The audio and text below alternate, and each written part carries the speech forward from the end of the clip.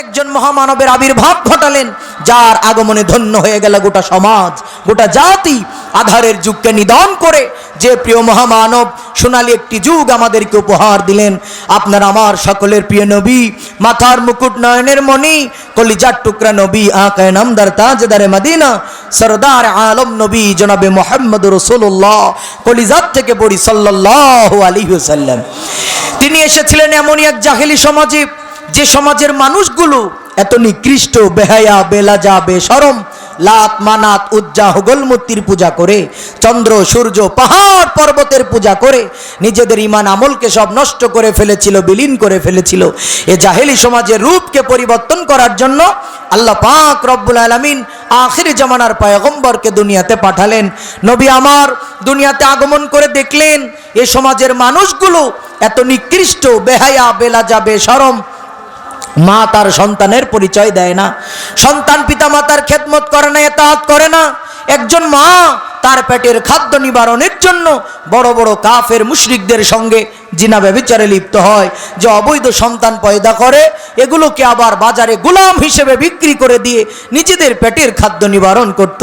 এই ছিল জাহেলি সমাজের অবস্থা, যেখানে একজন বৃদ্ধা মহিলা লাঠি ভর দিয়ে টুকটুক করে হেঁটে হেঁটে যাচ্ছে বাড়ি, আর ওই সমাজের কিছু যুবকেরা মদ, গাঁজা, ফেন্সিডিল, ইয়াবা, ট্যাবলেট, বাবার হাবা জাবা খেয়ে মাতাল হয়ে রাস্তা ক্রস করতে গিয়া বৃদ্ধা মহিলাকে ধাক্কা দিয়ে জমিনের মধ্যে ফেলে দিয়ে পালাক্রমে জোরপূর্বক ধর্ষণ করে জমিনটা রক্তে রঞ্জিত করে দুনিয়ার জমিন থেকে বিদায় করে দিয়েছে।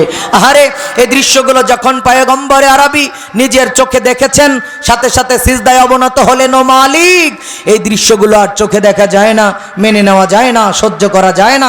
আল্লাহ রাব্বুল আলামিন বললেন, পয়গম্বর বিচলিত হবেন না, ধৈর্য হারা হবেন না, অচিরেই আপনার উপরে নাজিল হতে যাচ্ছে এমন একটি মহাগ্রন্থ বাণী, এমন একটি পরশ পাথর, যার ছোঁয়া লেগে, যার স্পর্শ লেগে এ ঘুণে ধরা সমাজের মানুষগুলো স্বর্ণের মানুষে পরিণত হয়ে যাবে। সুবহানাল্লাহ।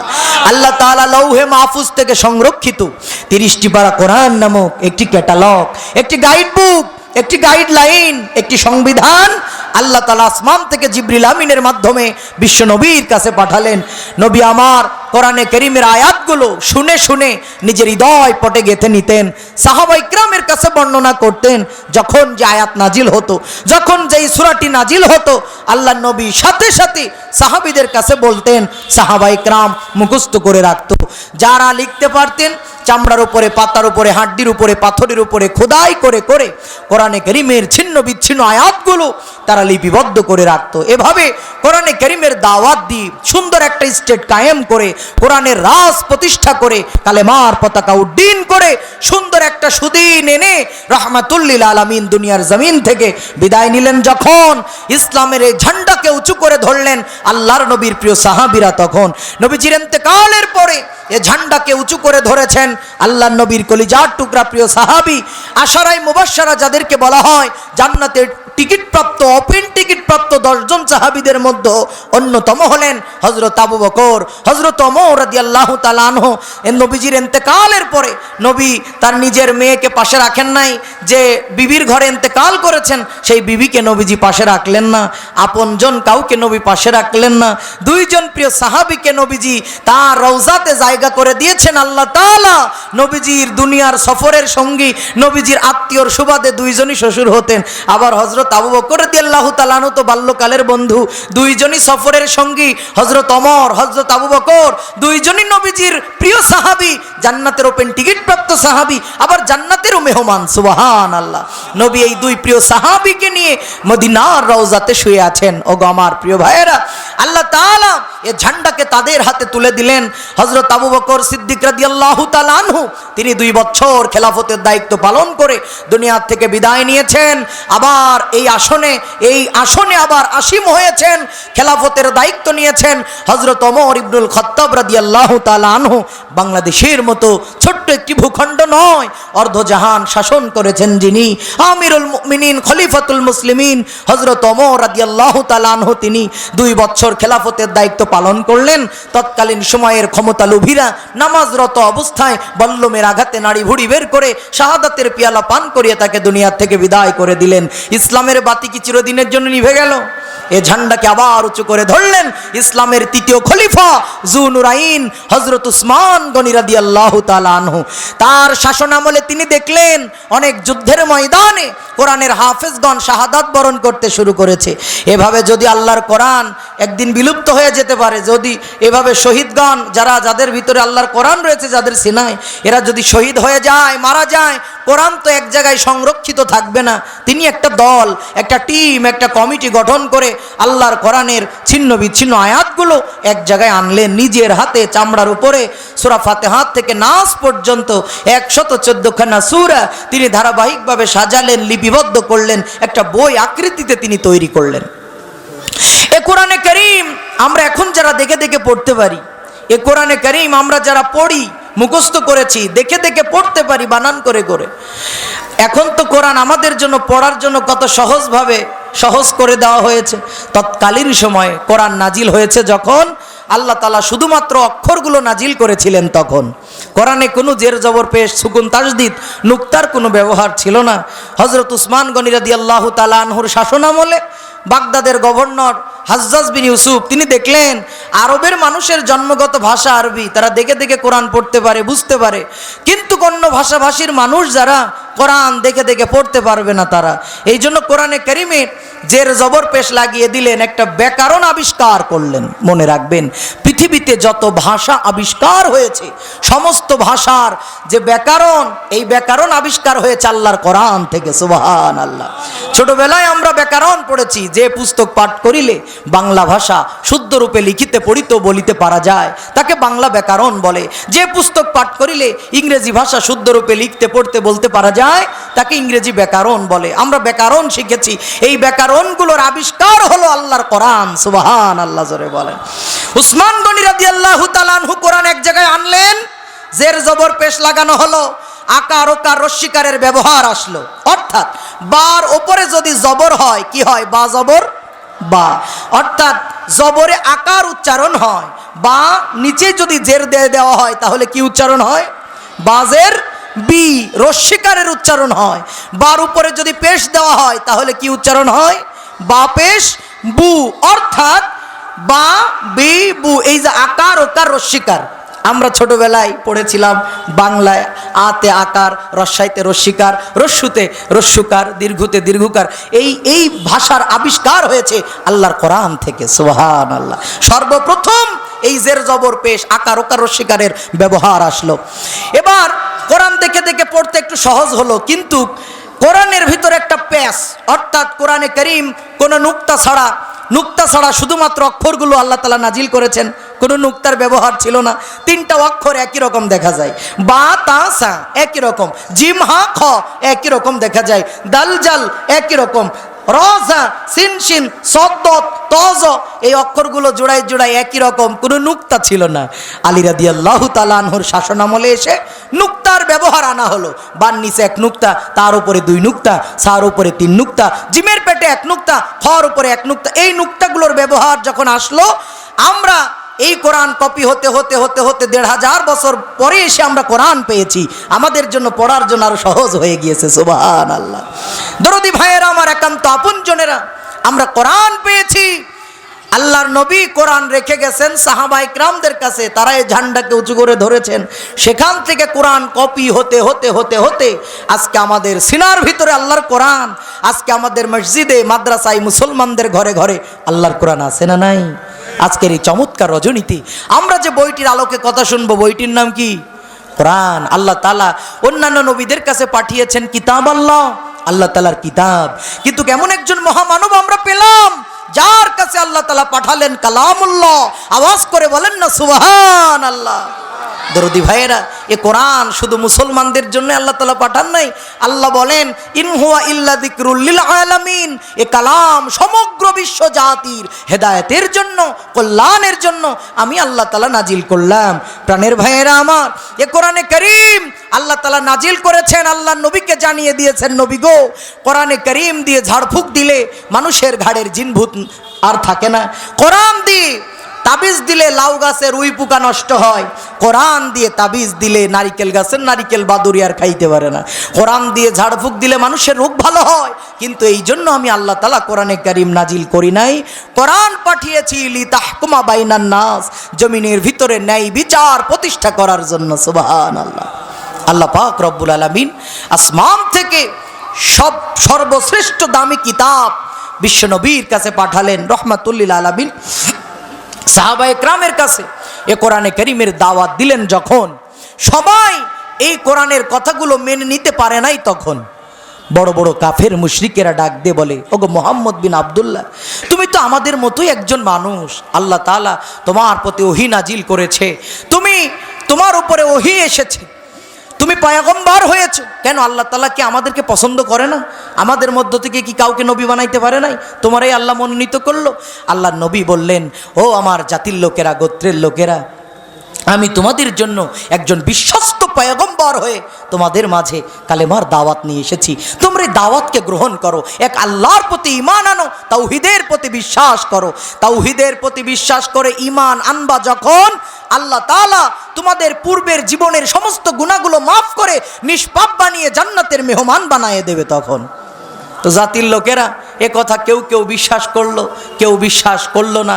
আবার যারা বিশ্বাস করলো তাদের ভিতরে আবার কিছু নামধারী মুনাফিকেরা ছিল। তারা যখন বড় বড় কাফের মুশরিকদের সঙ্গে মিলিত হয়, বড় বড় দলের নেতারা বলে, কি ব্যাপার, তোমাদেরকে তো দেখলাম মুহাম্মদের সঙ্গে ঘোরাঘুরি করো, তোমরা কি মুহাম্মদের কথা মনে প্রাণে বিশ্বাস করো? তোমরা কি এক আল্লাহর প্রতি ঈমান আনয়ন করেছো? তখন এই জাতির লোকেরা বলতো, না, আমরা শুধুমাত্র মুহাম্মদের সঙ্গে ঠাট্টা বিদ্রুপ করার জন্য যাই, প্রকৃতপক্ষে আমরা ঈমানদার নয়। আল্লাহ বললেন, ও মাই মেসেঞ্জার, আপনারা আমি কোরআনে কারীমের ভাষায় এই মুনাফিকদের সম্পর্কে একটা আয়াত নাজিল করে জানাই দিলাম। সূরা বাকারার 8 নম্বর আয়াতে কারিমা নাজিল করে আল্লাহ তাআলা তার পয়গম্বরকে এদের সম্পর্কে সতর্ক করে জানিয়ে দিলেন, ও নবী, আপনি শুনে নেন কোরআনে কারীমের ভাষায় যারা বলে আমরা আল্লাহর প্রতি ঈমান এনেছি, আমরা আখিরাত দিবসের বলে ন পয়গম্বর, যারা বলে আমরা আল্লাহর প্রতি ঈমান এনেছি, আখিরাত দিবসের প্রতি বিশ্বাস করি, মনে রাখবেন আদৌ তারা ঈমানদার নয়। মা শব্দ দ্বারা ওদের নামের জায়গায় আমি লাল বাতি জ্বালিয়ে দিলাম। আর হুম বিমুমিনিন, আমি ঘোষণা করে দিলাম ওরা মুমিন নয়, ওরা হলো সমাজের টাটকা পাটকা মুনাফিকদের সর্দার। মুসলমানের মতো দাড়ি থাকবে, মুসলমানের মতো পাগড়ি জুব্বা লেবাস ঠিকই থাকবে, কিন্তু গোপনে গোপনে তারা ইসলামের বিরোধিতা করবে, আলেমদের নামের মিথ্যা মামলা সাক্ষী দিয়ে জেলখানায় ঢুকাইয়ে দেবে। এরকম মুনাফিক সমাজে আছে না নাই? কিন্তু তাদের চেহারা লেবাস সবই মুসলমানের মতো দেখা যায়। আল্লাহ বললেন, পয়গম্বর, এদের থেকে সাবধানে থাকবেন, সতর্ক থাকবেন। আল্লাহর নবী দাওয়াত পেশ করলেন, ও গো আমার গোত্রের লোকেরা, বলো এইটা কোন দিক? বলে এটা তো পূর্ব দিক। এটা কোন দিক? এটা পশ্চিম দিক। বিশ্বাস করো, সূর্য কোন দিক থেকে উদিত হয়? বলে পূর্ব দিক থেকে উদিত হয়, পশ্চিম দিকে ডুবে যায়। পয়গম্বর বলে, আমি যদি তোমাদেরকে এখন বলি সূর্য আগামীকাল থেকে পূর্ব দিক থেকে উদিত হবে না, সূর্য পশ্চিম দিক থেকে উদিত হবে, পূর্ব দিকে ডুবে যাবে, এই কথা তোমরা মানো কিনা, বিশ্বাস করো কিনা? জাতির লোকেরা ডাক দিয়ে বলে, ওগো মুহাম্মদ বিন আব্দুল্লাহ, তুমি যা বলো সব হলো সত্য কথা, টাটকা কথা, সহি কথা, ভেজাল মুক্ত কথা, নির্ভেজাল কথা। তুমি বলেছো যাহা আগামীকাল বাস্তবায়িত হইবে তাহা আমরা মনে প্রাণে মেনে নিলাম, তুমি সত্যবাদী বিশ্বাসী। পয়গম্বর এইবার একটু হিকমত করে কৌশল করে ডাক দিয়ে বলে, ওগো আমার মক্কাবাসী, ও আমার জাতির লোকেরা, আমি যদি তোমাদেরকে এখন বলি আগামীকালকে সূর্য পূর্ব দিক থেকে উদিত হবে না, পশ্চিম দিক থেকে উদিত হবে, তোমরা মনে প্রাণে যেমন মেনে নিলে, বিশ্বাস করে নিলে, আর একটা কথা তোমরা মেনে নাও, বিশ্বাস করে নাও, এ জীবন জীবন নয়, এটা ক্ষণস্থায়ী জিন্দেগি, একদিন শেষ হয়ে যাবে। এই জীবনের পরে আর একটা জীবন শুরু হবে, আখিরাতের জীবন। আল্লাহ তাআলা কিয়ামত সংগঠিত করবেন। ওই কিয়ামতের কঠিন মুসিবতের দিন আল্লাহর আসামির কাঠগড়ায় যখন বান্দা বান্দি দাঁড়িয়ে যাবে, আল্লাহ তাআলা মিজান কায়েম করবেন। ওই মিজানের পাল্লায় নেক আমলের হিসাব নেওয়া হবে। নেকের পাল্লা যদি ভারী হয়ে যায় জাহান্নামের দরজায় লেগে যাবে তালা, জান্নাতের দরজা চিরদিনের জন্য হয়ে যাবে খোলা। মুমিনের জন্য থাকবে না কোনো জ্বালা। জান্নাতে যাওয়ার পরে জান্নাতের হুর পরীরা গলার মধ্যে পরিয়ে দেবে জান্নাতের মালা। জোরে আওয়াজ করে কন্যা একবার সুবহানাল্লাহ। ও দরদি ভাইয়েরা আমার, যদি নেকের পাল্লা ভারী না হয়, গুনার পাল্লা যদি ভারী হয়ে যায়, জান্নাতের দরজায় লেগে যাবে তালা, জাহান্নামের দরজা চিরদিনের জন্য হবে খোলা।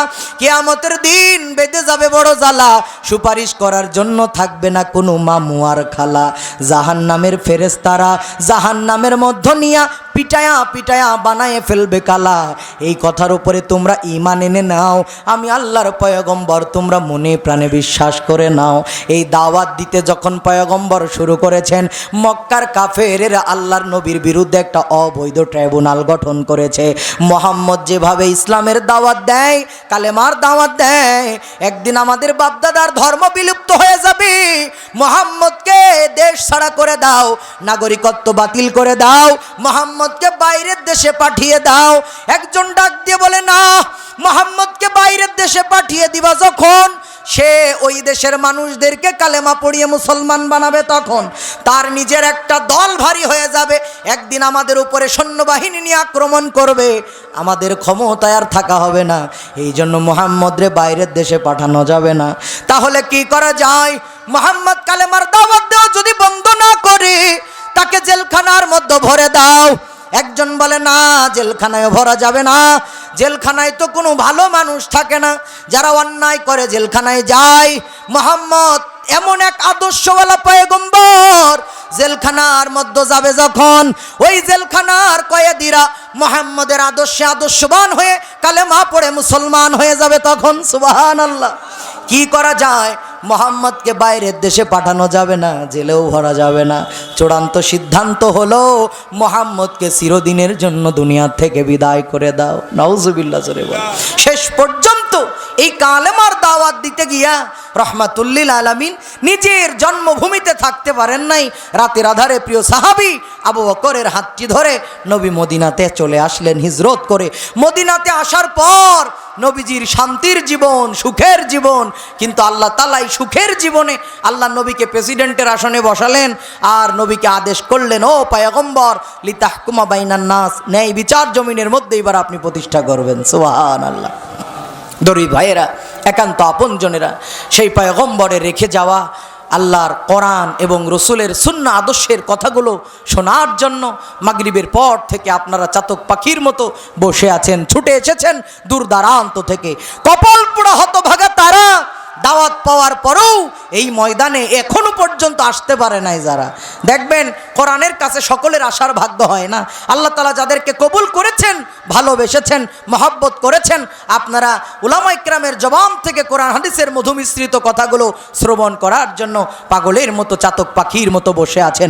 আমি বিশ্বাস করি আজকের এই দোয়া, আজকের এই মাহফিল আল্লাহর দরবারে কবুল হয়ে যাবে। এই জন্য যারা দাঁড়িয়ে আছেন, মেহেরবানি করে প্রিয় দরদিরা যারা আমার সামনে দাঁড়িয়ে আছেন, একটু বসে যান। জায়গা আছে, অনেক জায়গা আপনাদের জন্য, একটু বসে যাবেন মেহেরবানি করে। খুব গুরুত্বপূর্ণ একটি বিষয় ভিত্তিক মজার এক তাফসীর আপনাদেরকে আজকে আমি উপহার দিতে চাই। যদি আপনাদের কোনো আপত্তি না হয়, আপনারা কি রাজি আছেন ভাই? আখিরি মোনাজাত হবে না যতক্ষণ কেউ কোনো নড়াচড়া করব না ততক্ষণ, ইনশাল্লাহ। খুব বেশি ঠান্ডার দিন তো চলে গেছে, এখন তো আর কষ্ট নাই। আমরা যারা দাঁড়িয়ে আছি একটু মেহেরবানি করে কোরআনের সম্মানার্থে একটু বসে যাই। দেখবেন কোরআনের মাহফিলগুলোতে লোকজন আসতে চায় না। রাত যত বাড়ে শ্রোতারা তাড়াতাড়ি পিছন দিকে সরে আর বাড়িতে গিয়ে আরামের বিছানায় পড়ে। আমি মনে করি তাদেরকে সবচেয়ে বড় শয়তানে ধরে। আপনারা কি মনে করেন? আর মুসলমান যদি শোনে গান, দিয়ে দেয় প্রাণ। যদি হয় গানের অনুষ্ঠান, রাত যত বাড়ে শ্রোতারা আইসা তাড়াতাড়ি পিছন থেকে জোড়ে। যদি বাড়িতে গিয়ে আরামের বিছানায় পড়ে, শয়তানে গিয়ে ওদের কান ধরে টানে আর গানের অনুষ্ঠানে আনে। বর্তমান মুসলমানেরা শয়তানের কথাই বেশি পরিমাণে মানে। তবে আমরা যেন কেউ শয়তানের গোলাম না হয়ে যায়। আমরা তো হয়েছি সেই সিজনওয়ালা মুসলমান। ওই যখন আসে রমজান আর কুরবানি, তখন আমরা পরি লম্বা একখান পাঞ্জাবি। আবার যখন আসে শবে বরাতের রাত, আমরা মসজিদের বারান্দায় গিয়ে হয়ে পড়ি কাজ, সিজদায় গিয়ে আল্লাহরে বলি, আল্লাহ আমরা তো তোমারে মানি। আল্লাহ বলে, হ তুই যে কত নম্বর সিরিয়ালের বাটপার, ওটা আমি খুব ভালো করেই জানি। তার মানে আমরা আল্লাহর সঙ্গে চিটারি করি আর বাটপারি করি না। শবে বরাতের রাত যখন আসে, সারা বছর ইবাদতের খবর নাই, মসজিদে গিয়ে আমরা এমনভাবে সারা রাত ইবাদত করি, ইমাম সাহেবের আমাদের দিকে দেখলেই বুঝতে পারে যে উনি গতকালকে রাত্রে জান্নাত থেকে পালিয়ে আজকে একেবারে শবে বরাতের রাত্রি ইবাদতের জন্য চলে আসছে। মানে আমরা এমন ইমানদার, সারা সপ্তাহ নামাজের খবর নাই, জুম্মার দিনের মুসল্লি আমরা। ওগো আমার প্রাণের ভাইয়ের একান্ত আপনজনেরা, আসেন নিয়মিত মুসল্লি হতে চায়, নিয়মিত ইমানদার হতে চায়, খাঁটি মুত্তাকি বান্দা হতে চায়। আল্লাহ আমাদেরকে কবুল করুক, জোরে বলে না আমিন। আজকে পৃথিবীর কোথাও শান্তি নাই, চারিদিকে অশান্তির আগুন দাউ দাউ করে জ্বলছে। আর এই আগুন আমাদের ঘরটাকে, সমাজটাকে, সারা পৃথিবীটাকে জ্বালিয়ে পুড়িয়ে ছারখার করে দিয়ে যাচ্ছে। যখন আমরা বিপদে পড়ে যাই তখন আমরা হুজুরদের কাছে দোয়া তাবিজ নেওয়ার জন্য, পানি পড়া নিতে হুজুরদের কাছে জালালি খতম পড়ার জন্য চলে যায়। হুজুর একটু দোয়া করেন, আমার ঘরে শান্তি নাই, শান্তি নাই, শান্তি নাই। ও বাজান, শান্তি আসবে কি করে? আমরা সারা রাত ধরে হুজুরেরা করি কোরআনের জলসা। তোমার বিবি, তোমার মেয়ে ডাক দে বলে, হুজুর তোমরা সারা রাত ধরে করো কোরআনের জলসা, আর আমরা ঘরের ভিতরে রিমোট একটা হাতে নিয়ে বসে বসে দেখি জি বাংলার স্টার জলসা। এই জন্যই কোরআনের জলসা, ঘরের জলসা গিলে খেয়ে ফেলে দিয়েছে, কোনো বরকত নাই। মহিলারা ওয়াজ শোনে, বাড়িতে যাওয়ার পরে যখনই রিমোটটা হাতে নিয়ে টিভি অন করে সব কোরআনের কথা ভুলে যায়।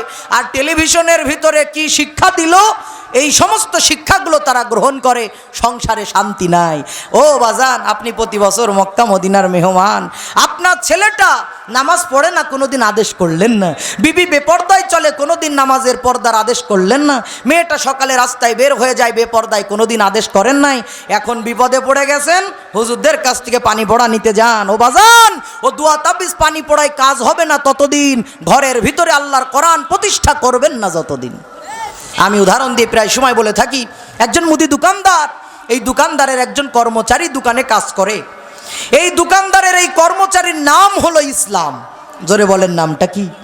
ইসলাম। এই দোকানদারের খুব সুন্দরী রূপবতী একটা মেয়ে ছিল, নাম ছিল তার শান্তি। ইসলামও যেখানে, শান্তিও সেখানে। ইসলাম আর শান্তির যখন মাঝে মধ্যে দেখা হয়, এদের ভিতরে একটা ভালোবাসা,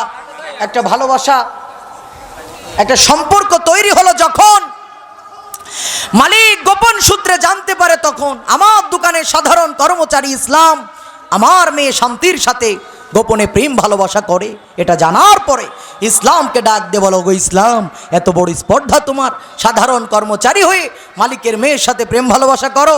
ইসলামের চাকরি দিল নট করে, পিটিয়ে দিল বিদায় করে। মনের দুঃখ নিয়ে ইসলাম চলে গেল ঢাকা শহরে।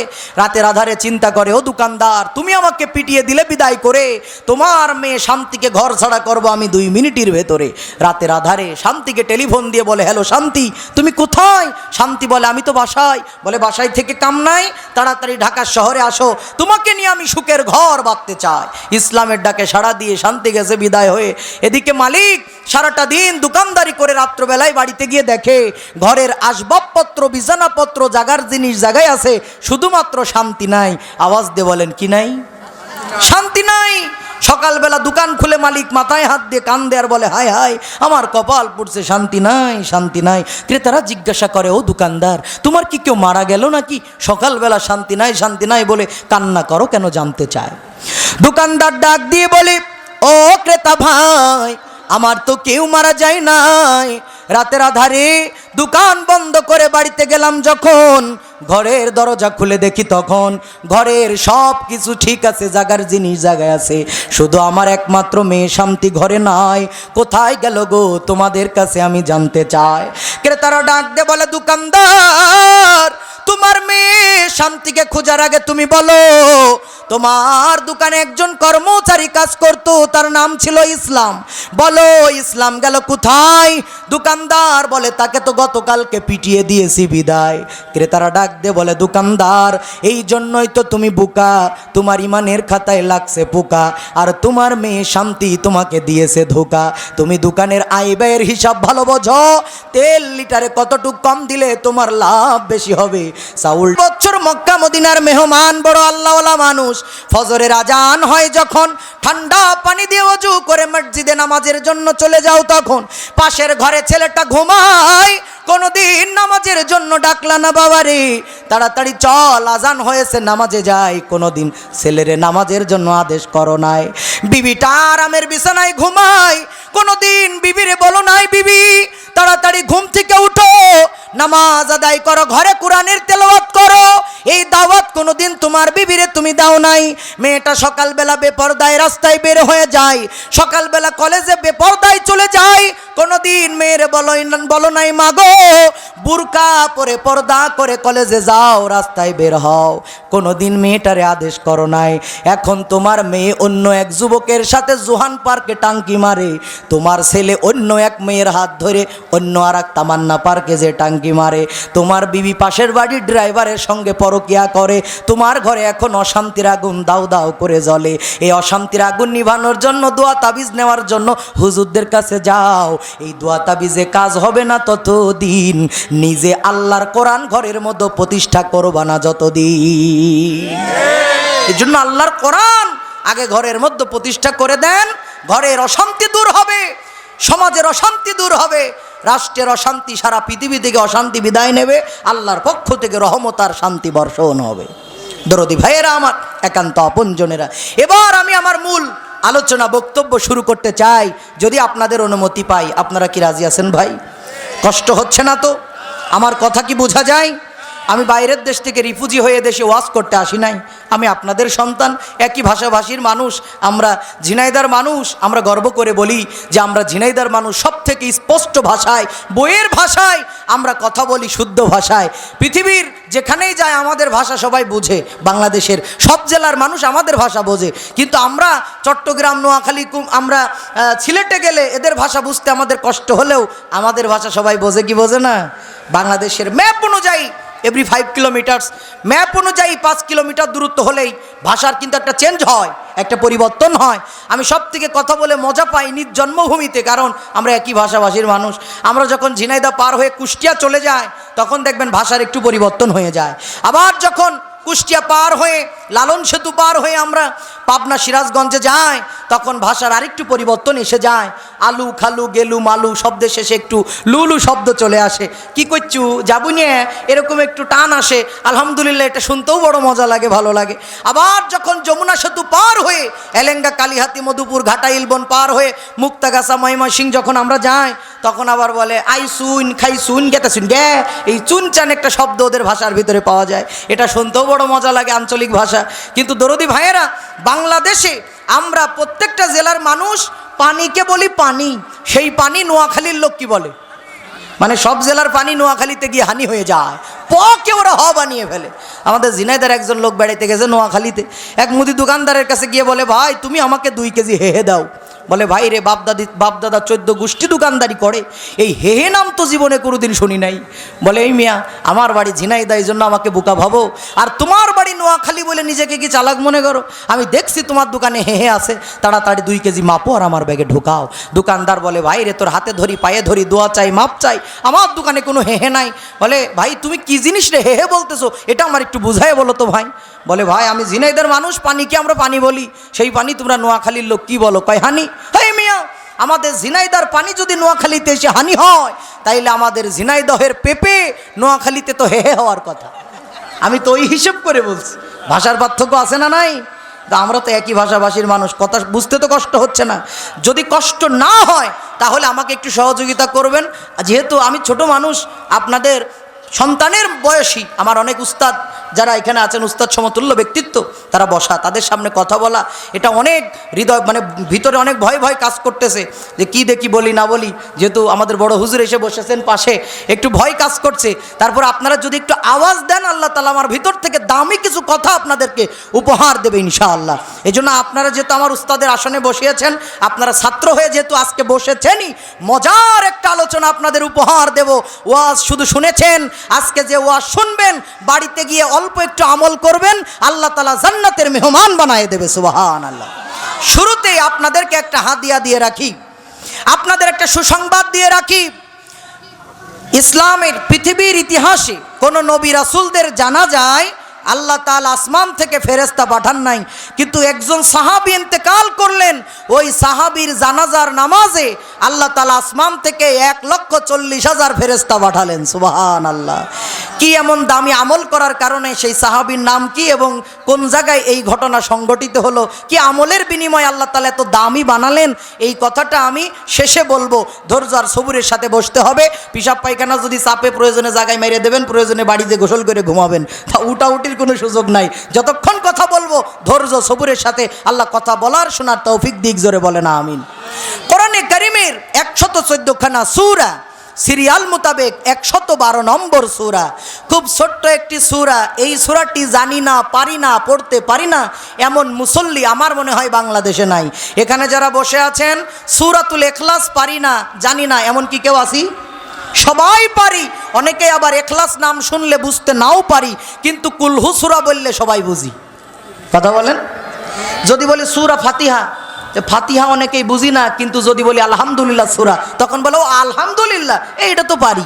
প্রত্যেক নামাজের রাকাতেই, প্রত্যেক রাকাতে আমাদের এটা পাঠ করতে হয়। তার মানে আমরা অনেক সময় নাম না জানলেও সূরা পড়তে পারি। ছোটবেলায় আমাদের মসজিদে মক্তবে ভর্তি হয়ে কয়েকটি সূরা আমাদের শেখা লাগে নাই। আমরা যারা কোনোদিন মাদ্রাসা মক্তবে মসজিদে পড়ি নাই, মাদ্রাসায় পড়ি নাই, মুরব্বী যারা আছেন, কিন্তু সূরা অনেকগুলো মুখস্থ আছে। কেন? দাওয়াত তাবলিকের মেহনতে গিয়ে, অনেক সময় চিল্লাই গিয়ে, তাবলিকে গিয়ে অনেক সময় শেখা হয়েছে, অথবা অনেক সময় দেখা যায় ছোটবেলায় তো অটোমেটিক কিছু সূরা আমাদের মুখস্থ হয়ে আছে। মা যখন মসজিদে পাঠিয়ে দিত, ইমামের পিছনে দাঁড়িয়ে দাঁড়িয়ে সূরা ফাতিহা, ইখলাস, নাস, ফালাক, এগুলো তো ছোটবেলায় মুখস্থ ছিল। তো এই জন্য আমি এমন এক বরকতপূর্ণ সূরা আপনাদের খেদমতে তেলাওয়াত করেছি, পাঠ করেছি। সূরাটির নাম হলো সূরাতুল ইখলাস। এই ইখলাস সূরার ভিতরে আল্লাহ তাআলা 4টি আয়াত দান করেছেন, 15টি শব্দ দ্বারা, 47টি অক্ষর দ্বারা। আল্লাহ তাআলা খুব দামি এই সূরাটি কোরআনে কারীমের একেবারে শেষের দিকে 30 নম্বর পারার 112 নম্বর সিরিয়াল আল্লাহ তাআলা দান করেছেন। জোরে বলেন না সুবহানাল্লাহ। আল্লাহ রাব্বুল আলামিন বলেন, আমার কোন গোলাম,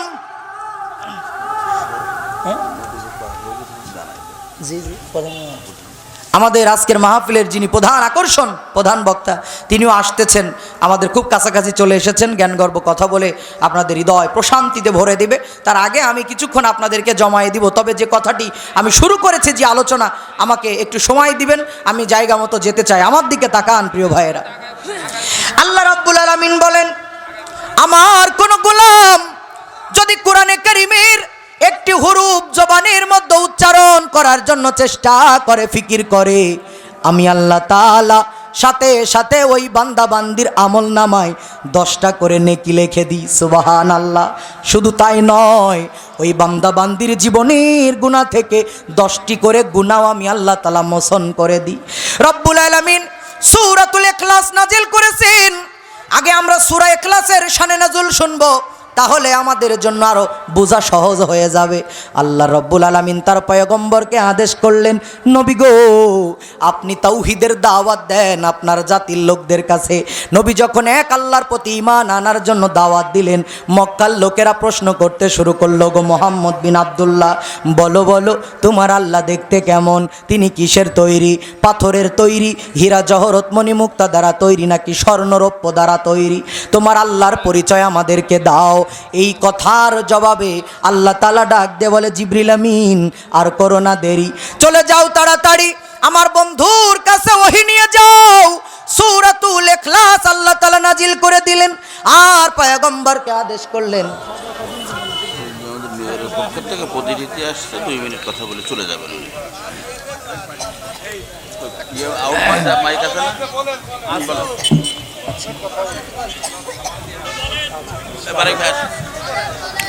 দরদি ভাইয়েরা আমার, একান্ত আপনজনেরা আমার, মক্কার বড় বড় কাফেরেরা আল্লাহর নবীর কাছে প্রশ্ন করে, পয়গম্বর বলো তোমার আল্লাহর পরিচয়, আল্লাহ কিসের তৈরি বলো। আল্লাহর নবী চুপটি করে রইলেন। যখন আল্লাহ তাআলা ডাক দিয়ে বলে, তখন ও জিবরিল আমিন, আর করো না দেরি, চলে যাও তাড়াতাড়ি আমার বন্ধুর কাছে জানায়ে দাও কুল হুয়াল্লাহু আহাদ আল্লাহুস সামাদ লাম ইয়ালিদ ওয়া লাম ইউলাদ ওয়া লাম ইয়াকুল লাহু কুফুয়ান আহাদ। জবান খুলে বলেন না আল্লাহু আকবার, আর জোরে বলেন আল্লাহু আকবার।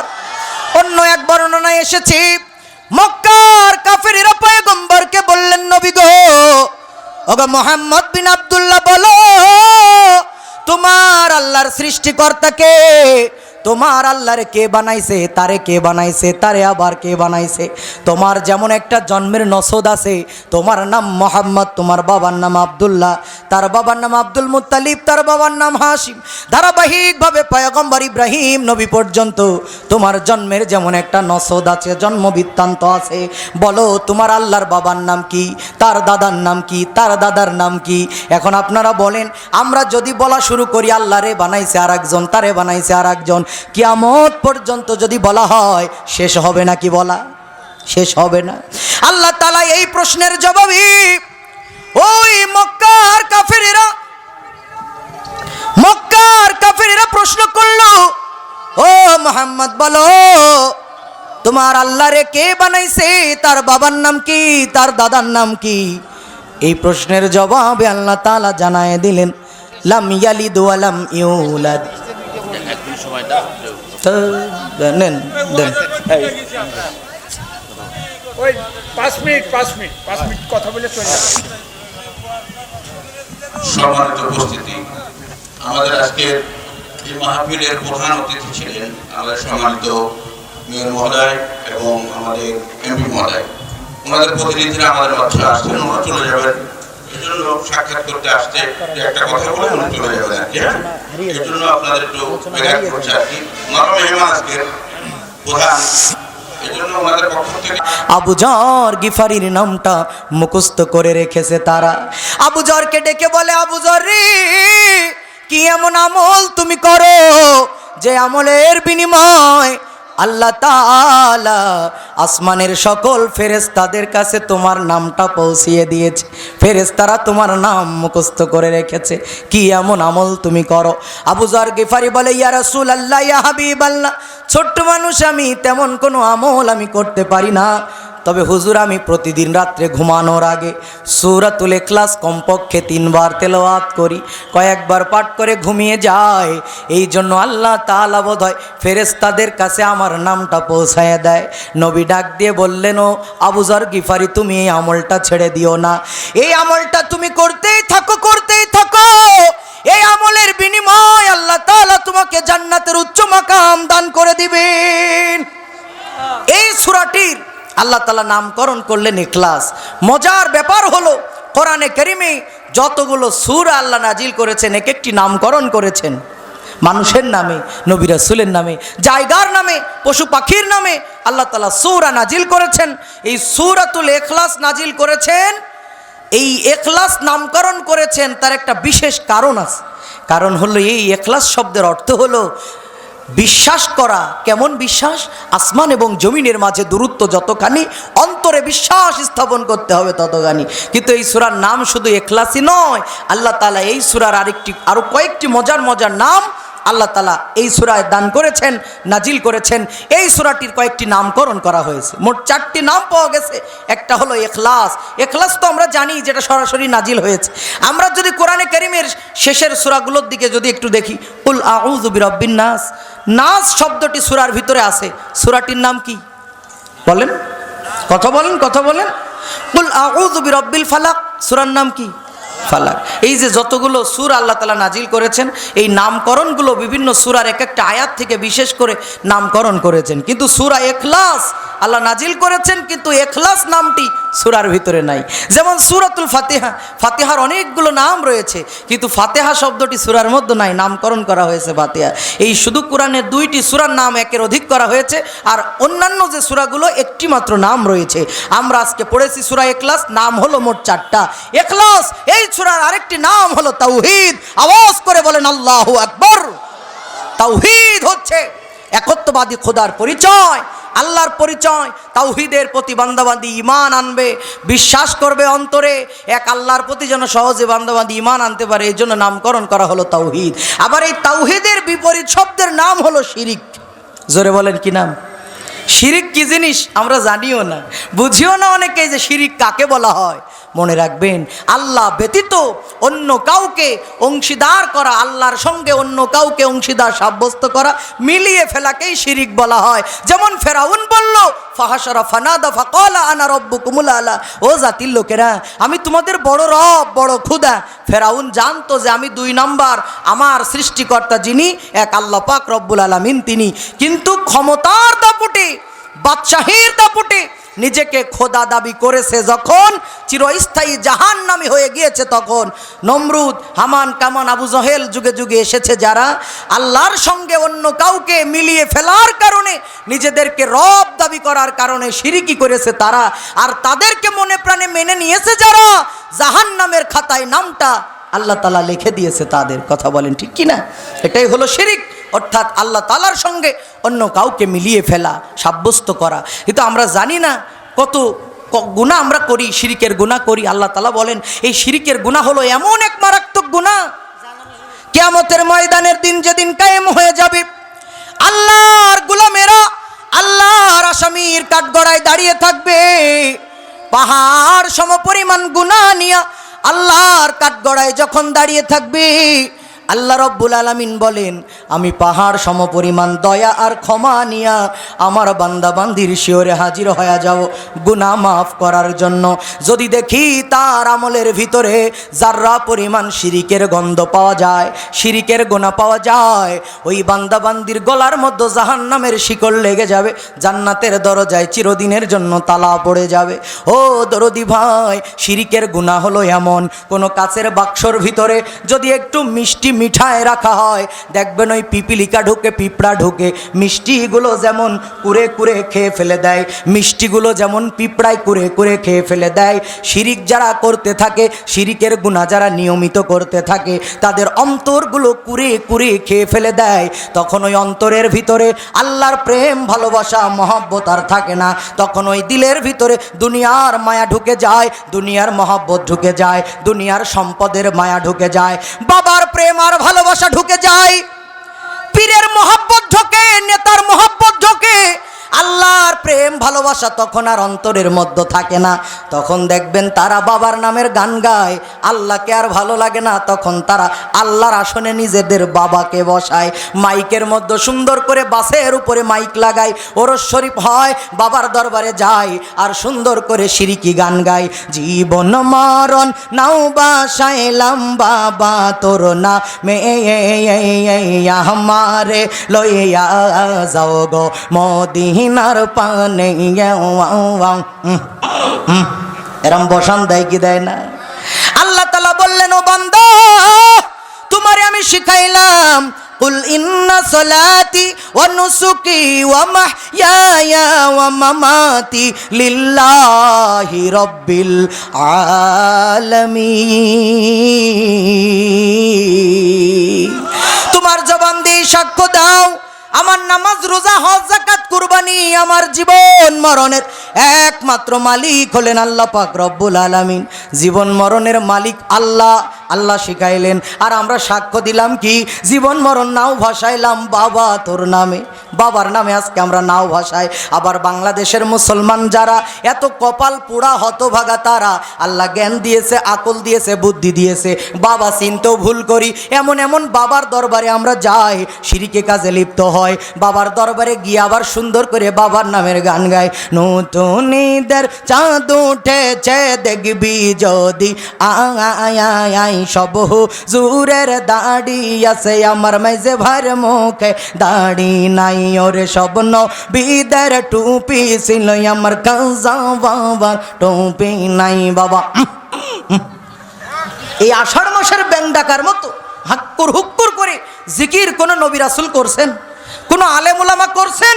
কোন পীর বুজুর্গ করছেন? না বাবা, জিকির হলো চারটা আল্লাহ শিক্ষা দিলেন, সুবহানাল্লাহ, আলহামদুলিল্লাহ, আল্লাহু আকবার, লা ইলাহা ইল্লাল্লাহ। এই চারটা জিকিরের বাইরে আর কোনো জিকির নাই। আল্লাহ শিক্ষা দিলেন এই 4টা জিকির করো, লাফিয়ে লাফিয়ে নয়, নাচানাচি করে নয়। আজকে তো বাংলার জমিনে পীরেরও অভাব নাই, বিভিন্ন দরবারে যাবেন, বিভিন্ন রকমের তরিকা, বিভিন্ন রকমের জিকির। এক বাবার দরবারে যাইবেন, বলবেন বাবা আমি জিকির করব কেমনে? কয় বাবারে দাঁড়িয়ে দাঁড়িয়ে জিকির করবা লাফিয়ে লাফিয়ে, তাহলে মাওলা খুশি হবে। আর এক বাবার দরবারে যাও, বাবা আমি জিকির করব কেমনে? কয় বসে বসে গুইতো মেরে মেরে যত জিকির করবা কলবের ময়লা সাফ হয়ে অন্য রাস্তা দিয়ে বেরিয়ে যাবে। আর এক বাবার দরবারে যাও, বাবা আমি জিকির করব কেমনে? কয় দাঁড়িয়েও নাই বসেও নাই, মাঝামাঝি অ্যাঙ্গেলে মারো। এরকম আছে না নাই? আমাদেরকে জিকির শিক্ষা দেয়, নাচানাচি করে জিকির করা লাগবে। জিকির হবে এমন, ও মুসলমান ভাই, যারা চরমোনায় গিয়েছেন, যারা সরসিনায় গিয়েছেন, যারা ফুরফুরায় গিয়েছেন, দেখেন না কত মজার জিকির হয়। এখানে কোনো নাচানাচি নাই, কোনো লাফালাফি নাই। জিকির হবে আল্লাহর জন্য, মাথা নোয়ায়ে নোয়ায়ে, একেবারে মুরগি যেমন করে খাবার খাই ঠুকিয়ে ঠুকিয়ে, এতটুক মাথা ঝেঁকিয়ে ঝেঁকিয়ে জিকির করতে পারবেন। তবে নাচানাচি করে কোনো সাহাবি জিকির করে নাই। আষাঢ় মাসের ব্যাং ডাকার মতো আউমাউ করে কেউ জিকির করে নাই। আমার দেশের নতুন নতুন বাবারা জিকির করে আর বলে বসেন বসেন বইসা যান। আই হাই বসে যান, এই বসে যানটারও জিকির বানাইছে। আছে না না এই ধরনের ভণ্ডরা?